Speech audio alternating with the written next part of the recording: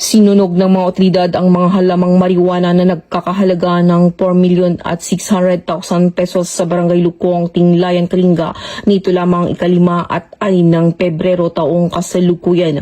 Natuklasan ng mga otoridad ang 2 lote ng lupa na may lawak na humigit kumulang 2,300 metro kwadrado kung saan humigit kumulang 23,000 ganap na lumaking halaman na marijuana ang itinanim.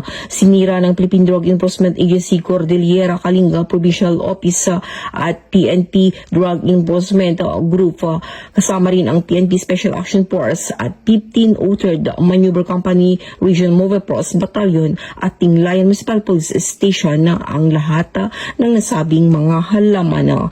Walang naarestong magsasako sa operasyon, ngunit patuloy ang investigasyon upang matukoy ang may-ari ng lupa at sinumang responsable sa pagtatanim ng mga illegal na halaman dahil yan ang panata ng bagong PNP para sa bagong Pilipinas sa serbisyong mabilis, tapat at nararamdaman.